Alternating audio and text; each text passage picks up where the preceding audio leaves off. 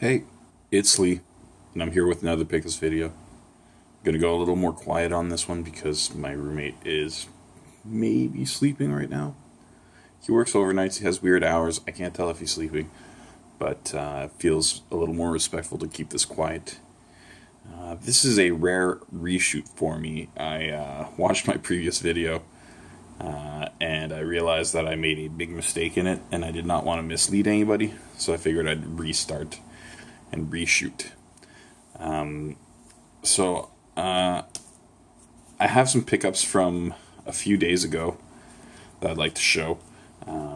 This was a Kijiji find, so this is like Kijiji's like Craigslist, but with less perverts, I would say, if you're trying to figure out what it is.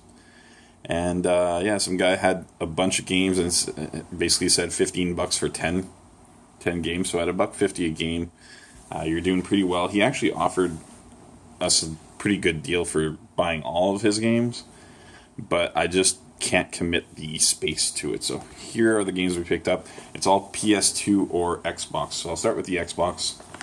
And the first game I'll show is this, which is Eggmania Extreme Madness. And what drew my eye to this is that it looks, you can't really see it, but it's horribly printed.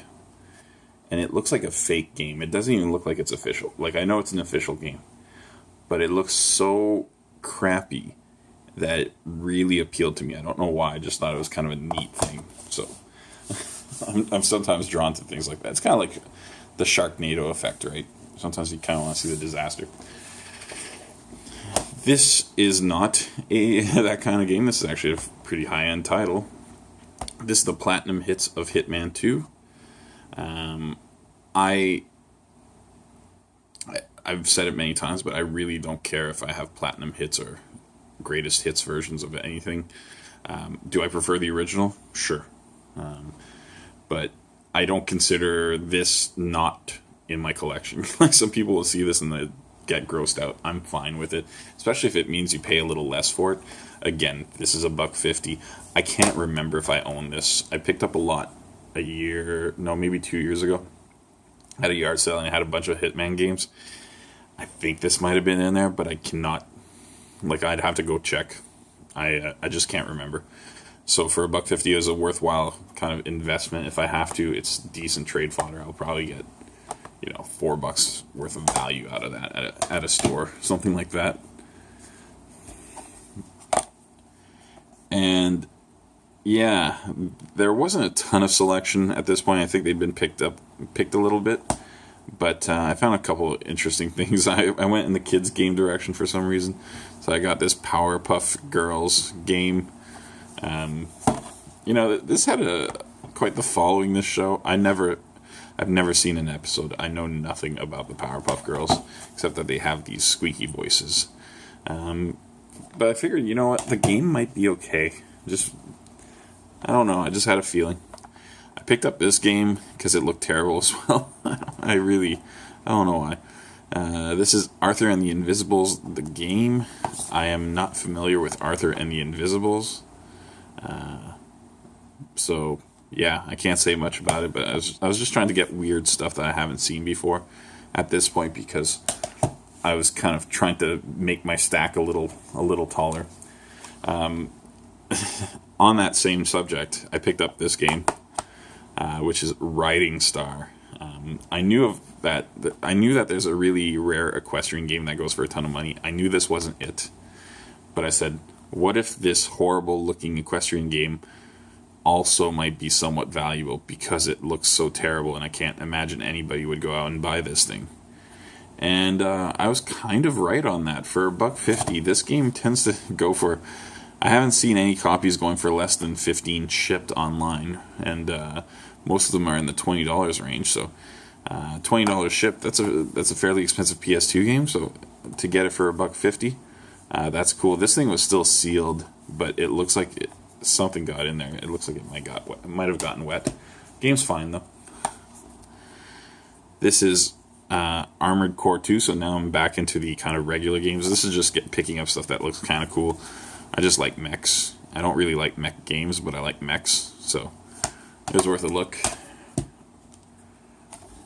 Here is Trigger Man. Again, I didn't know too much about it, but I kind of like the artwork on the cover. So it looks, I don't know, looks fine. Here is Dynasty Warriors with an old $5 price tag. So you know I got a pretty sweet deal because I didn't pay that. But you know, that I saw a series that I've heard of. Why not try to add it to the mix? And I picked up Cold Fear. And I don't think any of these games are rare. I haven't priced them out, but I think they're all kind of like $5 games anyway. But still, at $1.50, it's hard to imagine you're losing money. And this just adds to the pile of games I can try to play. I haven't actually been playing my games as much as I normally would like to, testing games and stuff like that. But this is kind of I can have a day where I just try them all out, or even a couple days. This is a game that I actually really wanted out of the pile, which is Turok Evolution. I played Turok on the N64. I believe that was the original one.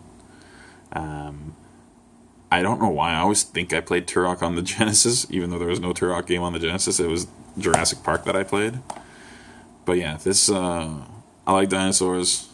This cover looks amazing. It was the best conditioned game in the pile too, which I liked. Actually, the better the game, the better the condition was, because I also picked this up, which is the Greatest Hits Code Veronica, Resident Evil, I should have said. This will look familiar because my previous yard sale finds, just maybe 4 days before, or maybe it was 11 days before, I don't know, can't remember exactly. I picked this up for the first time, so now I have 2 copies of this, and the only reason I picked it up is because it was $1.50 and it's great trade fodder. So this was me becoming a reseller for a second. But yeah, I need some trade fodder. If I can leverage this into covering all of these games, then all of these games have become free. So that's a pretty good deal for me. And that's Resident Evil games. You're not going to get them for less than $15 at the store. So pretty decent haul, all things considered. Nothing extraordinary, except I'd say like Code Veronica is probably my highlight here, and I'm really glad to have Turok. Everything else is kind of forgettable. Unless I don't have Hitman 2, that would be a good get, just for me. I like to complete series, or at least have as many games from a series as possible. So that's good news for me.